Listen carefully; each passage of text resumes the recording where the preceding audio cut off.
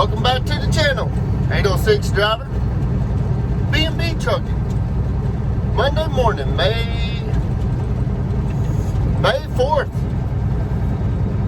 Cinco de Mayo Eve. Ain't gonna be too many celebrations this year though, due to this COVID-19 coronavirus, bat flu, whatever you want to call it, pandemic.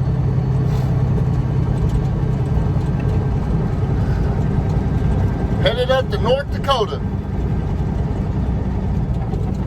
There probably won't be too much Cinco de Mayo going up there in North Dakota anyway. I know we celebrate it pretty good down here in Texas. Usually do anyway. Now it's a little after 4 o'clock in the morning. 4:29 to be exact.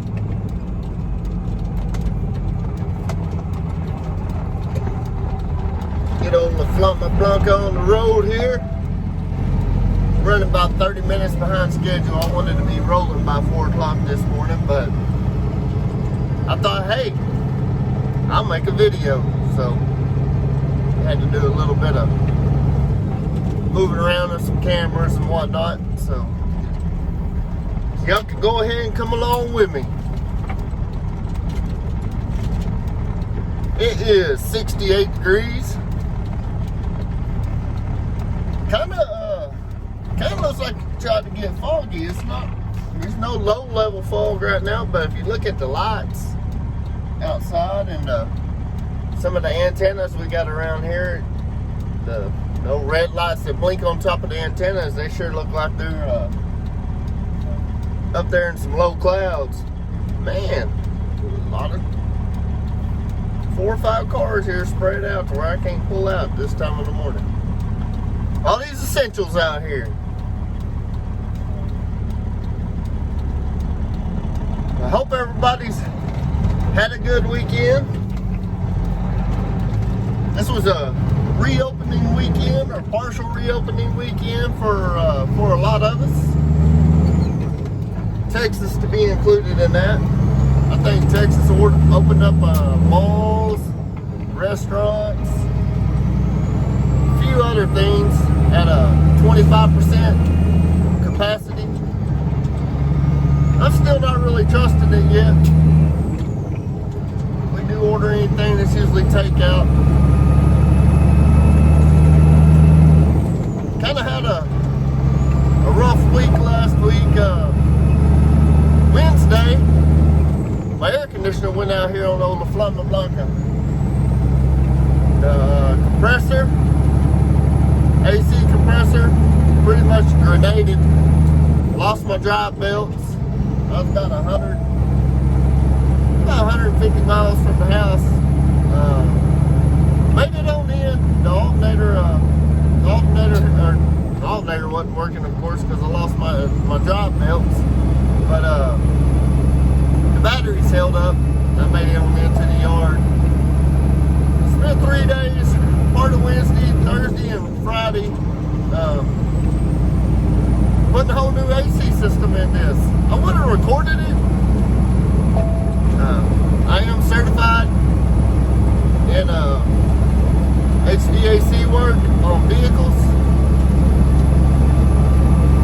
but there's a lot of nuances that go into that, so I figured it better be left that I didn't record that maintenance moment. But I did replace everything from the condenser up in front of the radiator all the way back to the 2 evaporators, the one in the cab here and the one back in the sleeper, and replaced all the lines, all the high and low pressure switches, the accumulator, everything's new on it. So this sucker will blow cold now, boy, I tell you. But so that day that it messed up too, it was about 100. It was almost 100 degrees out that day. It was like 98.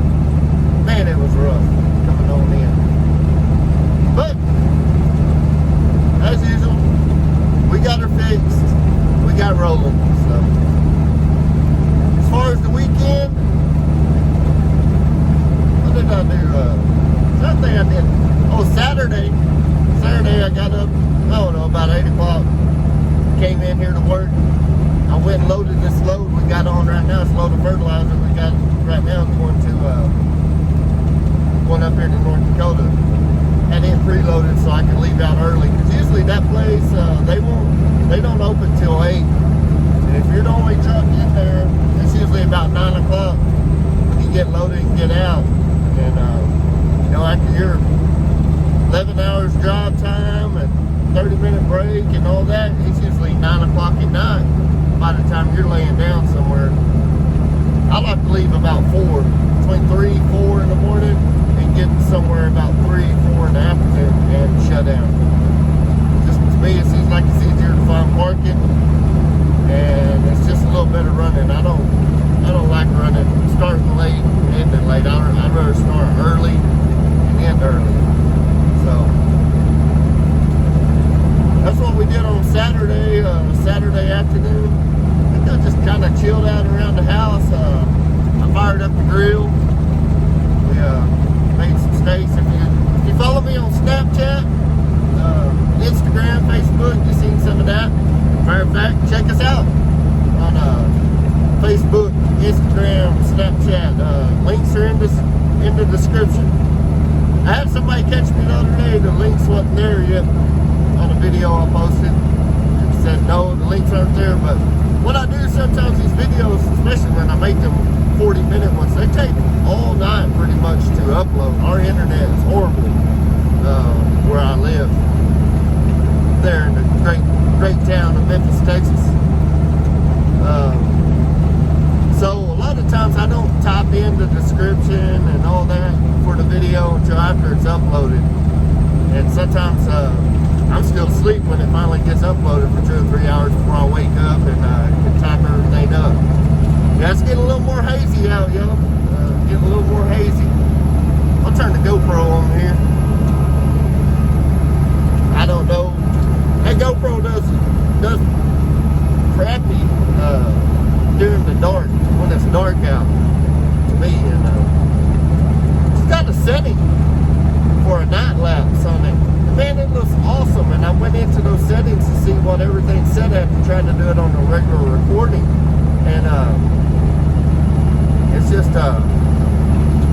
it's hard to get that thing to set that way. So I just turned the GoPro on, like I said, and I leave it on here for a little bit while we talk. But I'm gonna do something a little different this video. Last video I did going up here, of course we had the normal loading and driving footage and unloading footage and stopping on the 30-minute break. I'm gonna take a little piece of the pie from old Jorge over there at Trucker's Life and my buddy Deon at Flatbed game, and just do a little talking here, and we'll see how this goes. Try to do something a little different. Not real good at talking. I'm doing a lot better than what I did on my previous 100 videos, I guess you would say. So got a lot better. But I plan on we're at 450 subscribers now, y'all. Thank y'all for all y'all that have subscribed. We're almost halfway to my goal of 1,000. I hit 1,000, I'll be happy. Well, like I said, I can Facebook once you YouTube once you hit 1,000, you're able. It opens up some doors. You can go live. You can post to the community, and of course your videos get monetized. You can make a little bit of money off of advertisement. At 1,000 subscribers, it's not very much, from what I've heard. I heard you got to have up there around 1,500, no, 15,000, 15,000 before you really start making some decent money off videos. I ain't really worried about the money. I do this more for fun, something to do, break up the boredom on the road, and I just kind of like doing it. Yeah, the fog hit. It sure did. Boy, it ain't been foggy in 2 weeks. In the morning I want to leave out early. It's foggy. But, yeah, but what I'm going to do is when I hit that 500 mark, we get 50 more subscribers here. I'm going to go back through all my videos and take maybe a highlight reel, I guess you could say. Try to put together a highlight reel of all my first 500 subscribers, my first 150 videos or whatever. Just, 8 or 10 seconds from each video. And like I said, just be a little highlight reel, a little progression. I went back and looked at some of my old videos over the weekend. And the channel has come a long way. We've gotten a lot better. So some of y'all go down that timeline there and check some of those older videos out and look at the progression. So yesterday I did a bunch of yard work. We ran to Walmart, which I really hate doing right now because of everything going on. We had to get some groceries though, and we had to get some stuff for the house. I bought some fescue seed. I did some tilling up, a lot of yard work yesterday afternoon. Planted some fescue seed around got a pecan tree in my front yard. I can't ever grow anything underneath that tree. I've tried to, Bermuda is our number one go-to around here because of course we have hot, dry summers. Fescue, it'll do all right in the shaded areas, but every year I planted it underneath that tree. I wait until July to do it, and it just burns up. So did it a lot earlier this year. Hopefully it'll take a hold and do a lot better. And of course we got everything ready. Last night got everything ready to go on this trip. I don't know, we're out here in rural America, rural Texas. Memphis, Texas town I live in has about 2,300 people in it. Real small town. One of these days I'm going to give y'all a little tour of it.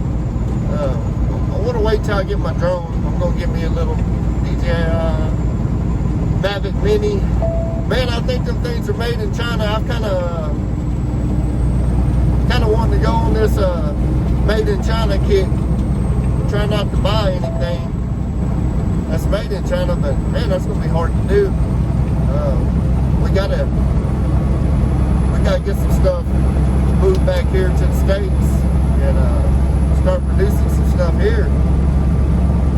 And hopefully we can do it at a reasonable cost, which I know it's gonna cost a little bit more because we got to pay $10, $12 an hour to just a regular old hand out there working, versus what they pay overseas. It's pretty much, pardon my French, but pretty much slave labor.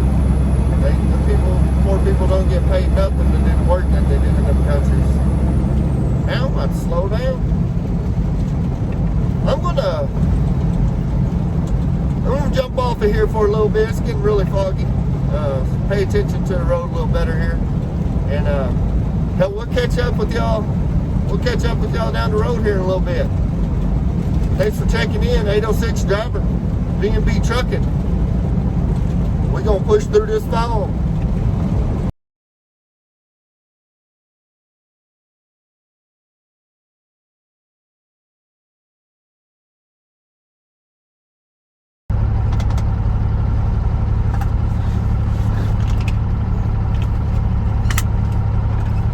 What's up, y'all? Just got done my 30-minute break here in North Platte, Nebraska. Got me some Hardys, as you can see on the GoPro footage in front of me. Man, I'm about to cut that a little wide. These guys got all this room taken up out here doing this construction. Old Dominion doing their dropping hooks next to me.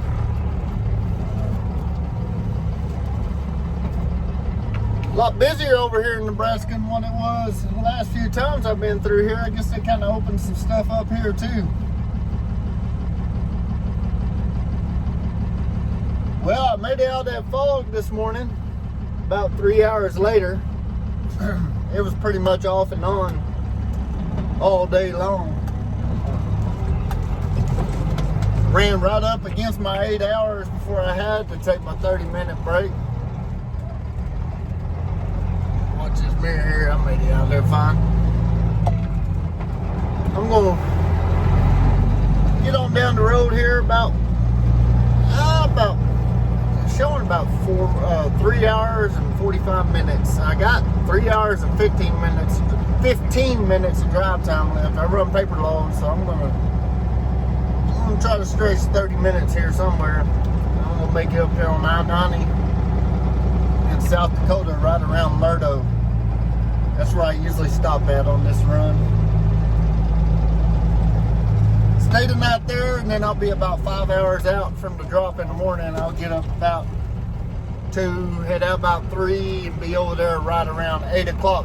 8 o'clock in the morning to unload. I talked to my uncle and wife and all them while ago. They're saying it's about 100 degrees at home right now. I'm showing 58 right here in North Platte, so about half the temperature here is what it is at home. Feels pretty good outside here. We've been getting some hot weather at home.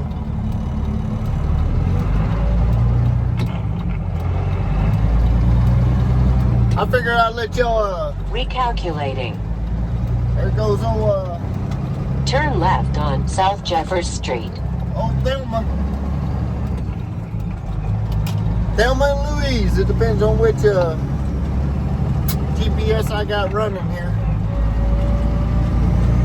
I called my phone. Actually, that was Louise, because I called my phone Thelma, and I called the Garmin I got up there. I call her Louise.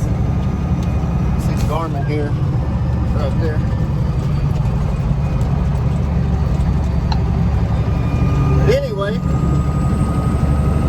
I figure I'll let y'all just kind of take a ride with me through North Platte. Get my phone situated back on this mountain. It's a pretty neat little town. In 1.5 miles, keep left to US 83. I got a buddy that lives about, I don't know, I had never been to his place, but I know he lives 10 or 12 miles, I think, south of North Platte here. And I'd like to go by and see him sometime, but man, I'm always, seems like every day I need to make that 725 miles or whatever, 750 miles, whatever it is, and I just got to kind of keep mashing on it to make it to where I need to get to. I never have no time, and usually when I'm coming back through here going home, it's real early in the morning, so the way I set back on my time. But he's got a big farm. I think he grows a lot of corn right here south of town. Really good guy. Got a good looking family. Shout out to you, Ben. His name's Ben Widener. If you're watching any of these videos.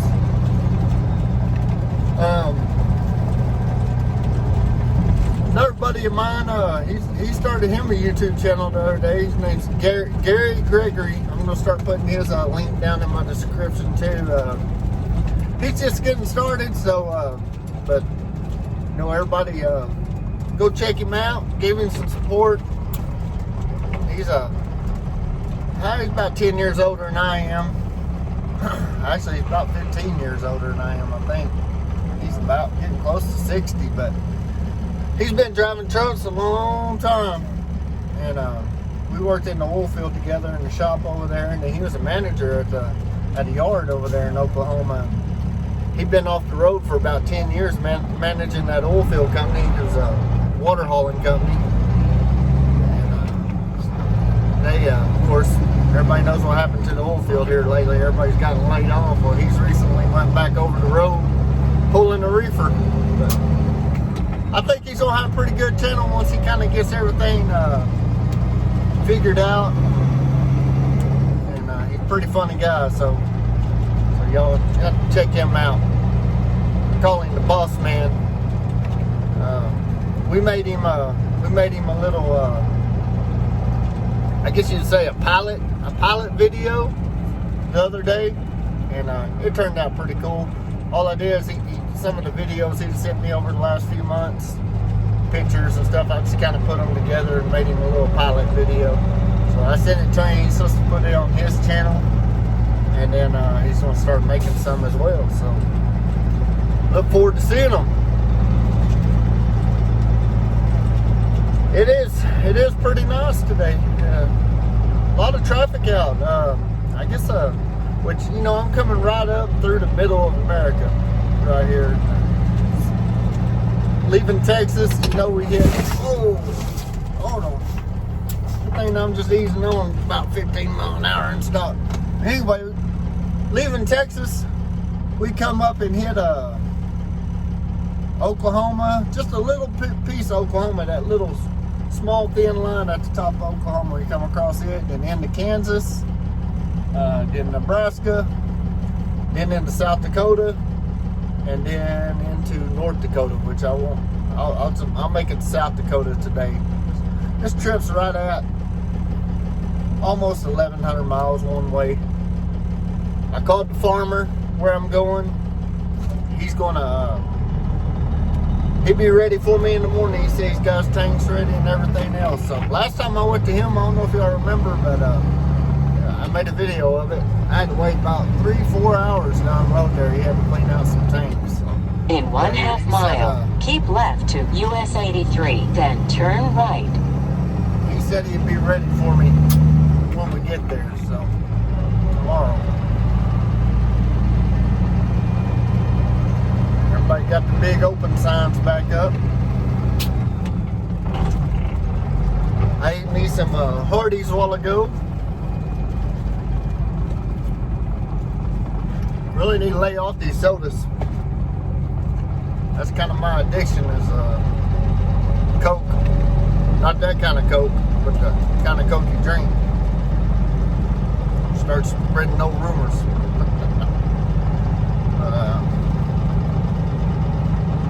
I don't know what everybody's feeling about this pandemic. I don't know if we're going to get better, if it's going to get worse. Man, it's a mess. I'll be glad when everything gets back to normal and keep left to US 83, then turn right. She always want to interrupt, don't she? But I gotta scoot over here, folks. But yeah, whenever I got a lot of buddies that are turn right on looking North for freight. Jeffers Street. Looking for freight right now. There's hardly any freight moving around. You know, nobody's out buying nothing. You know, they had and I might touch a little bit of strings on this one. People continue on North Jeffers Street. My goodness. People might disagree with me a little bit, but they had some protests on May 1st, on May Day. You know, there's all kinds of protests going on that day. People standing up for, you know, their beliefs and everything. And I 100% believe in the right to protest. I think, you know, that's just part of our constitutional rights, freedom of speech, to go out and protest. But there was a whole bunch of truck drivers lined up at the Capitol in Washington, D.C., and was blowing their horns. And supposedly Trump was landing in Marine One, his helicopter, out there trying to get his attention, and I guess they're complaining about the brokers and the low freight rates and whatnot. But man, it's not the brokers. The brokers are it's simple math. It's supply and demand. If you got 20 trucks in an area and one load, the lowest bidder's going to get that load. And yeah, it might go for 80 cents a mile, which I wouldn't haul it for that, but that's what you got to do. And that's what's bad. It's real easy to sit here and say, well, I'm not going to haul it at that. You know, say no to cheap freight. That's what a lot of people say. Say no to cheap freight. But you know what? You say no to it, there's always going to be a guy that's going to come in and haul that 80 cent a mile load. And that's what kills it. We all got to, that's where we got to all get on the same page and say, and start telling people, no, we're not going to haul it for that. But like I said, you're always going to have somebody roll up in a Freightliner, a 1987 Freightliner with a blue hood and a red door and a orange cab and quarter fenders hanging off of it, and just old junky truck, and they're going to haul it. And you're going to be sitting there twiddling your thumbs, you know, and can you blame a broker for that? If they can move that freight at that price, then they're going to do it. The same thing holds true back in 2018, and this is where everybody's got a problem. A lot of new owner operators came into the industry back in 2018, 17, 18, back when freight rates were booming. But the opposite was true back then. Whereas now you got one load and 20 trucks fighting over that one load. Back then you had 20 loads in one truck, you know. So then the brokers were having to compete for trucks back then, and so therefore the rates are high. It's supply and demand, folks. I mean, it's simple. So, you know, we're all hurting. We all got to get something done, and I understand those drivers' frustration of what's going on and everything. But that's where you gotta dig deep into your operation. You got to know your numbers. Think that guy just passed me doing 35 mile an hour? Rolling out, boy. But you got to know your numbers, you know. You got to know how much it costs to run your truck per mile for fuel. How much a percentage of your gross goes to fuel. How much you're going to pay yourself. How much your maintenance is. You know, you got to know them numbers. That way you can know what your bottom dollar a mile freight rate that you can haul. And every now and then you're just going to take that hit. And then these slow times now, I listened to a guy named Kevin Rutherford on Sirius XM. And man, he's a super smart guy. And I don't agree with everything he says. But a lot of times I'll sit there and listen to him and get mad at what he's saying. But you know how it is when you want to believe something so bad. And you want it to be true and you know it's not true. You know if somebody's telling you something, man, that North Platte River got some water in it. But you want so bad for your opinion of it to be true, but deep down you know it's not, it makes you mad. And that's kind of the way Kevin Rutherford is. Once you sit back and listen to him, you're like, yeah, you know, he's right. He's right. So he's got a lot of good information for owner operators, and you know, I like him. He don't hold no punches. He'll tell you straight up, man. You can call him up and ask him questions about, I want to buy a truck, and he'll say, well, what are you going to do with the truck? I don't know. I'm just going to haul freight off the spot market. Well, what are you going to haul? How are you going to get your freight? Well, I'm going to get it off the load boards. All right. Well, what kind of truck you going to buy? Oh, probably about a $40,000 truck, whatever. Well, what kind of truck? I mean, you know, there's people call him all day long and don't even have a plan, you know. And it's funny to listen to people on there call in. But and we all need help. We all need help. But he will tear them guys up. And I got two buddies. And actually the guy Gary I was telling you a while ago, he's you know, tempted in getting into a lease purchase deal. Myself, I would never do that. To me, you're just renting a truck. You're never going to own that truck. Very probably, man, this is just me guessing. I don't even know if it's 70%, 80%, 90%. I guarantee the vast majority of lease operators, not lease operators, but lease purchase guys, never own their truck. A lot of guys get into that too. I've seen guys get into that lease purchase mess, and they don't even realize that they're on 1099. And at the end of the year, they got to pay taxes on all that money they made. And I've heard guys say, oh, I got enough deductions to cover that. Well, as a business owner, you can't show a loss every year. You're going to have to pay some taxes. So, I mean, and that's where it eats up. Then these guys are making them $2,500, $3,000 a month truck payments that on a truck that they'll never own. That wouldn't be my deal. I would rather just go get a personal loan, buy me a $40,000 truck, which I've seen some of these trucks that they put up for lease purchase. They have some 15, 16, 17 model Cascadias. They got 700,000, 600, 700,000 miles on them. They want to charge people $80,000 to buy them and pay them out. And by the time you pay it all out, you probably pay $150,000, $200,000 for a $30,000 Cascadia.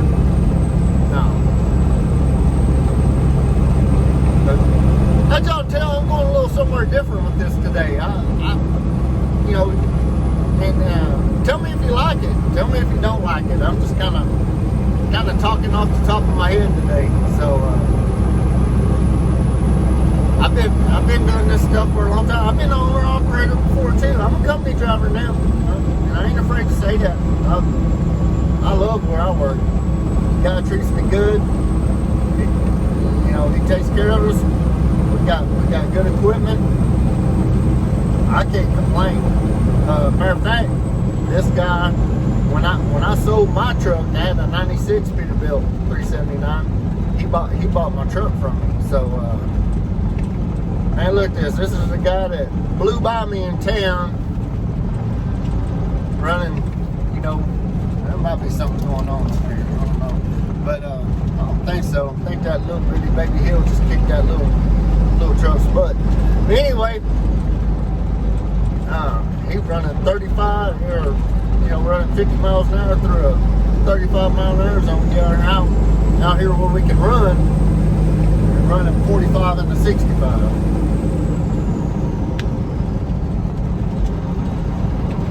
Yeah, my GoPro footage might be getting messed up now. I need to find a place to move that around where it gets in my wiper,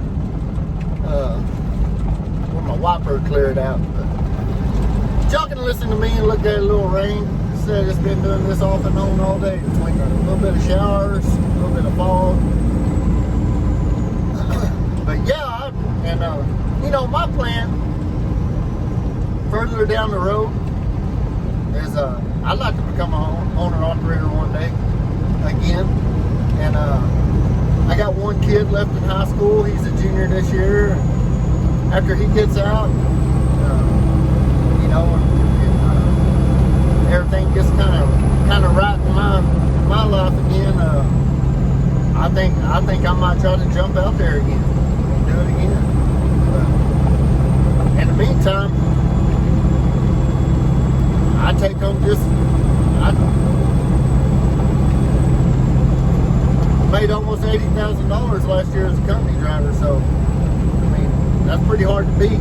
And I'm home 90%, probably 95% of most nights of the year. I'm home every night. We have this little time of year right here during this early fertilizer season when we got to come out and do these long runs. We go out for 2 or 3 days, but most of the time we're doing stuff right around the house, and we're back at the house every night. Yeah, we still run 600-700 miles a day right around the house, because we'll haul 2 or 3 loads, from our home area there out somewhere in the back. We stay busy, but yeah. So we're gonna rock along here a little bit. I've been blabbing for 20 minutes now. So something different. So let me know what you think. I'll get in here and check in with y'all one more time when I'm shutting down for the evening, and say good night and call Miss 806 Junior and my I guess you call him 806 Junior, my grandbaby. Check in on him and my daughter and my other daughter. Check on them tonight. So for right now, I'm fixing to turn Sirius XM back on, kick back and ride. Radio 6 driver, B&B Trucking. Thanks for all the new subscribers. 450. We need to get up to that 500. We need to get to that 1,000. Tell your buddies, tell your friends. Spread the word. Get you on a little bit. We out.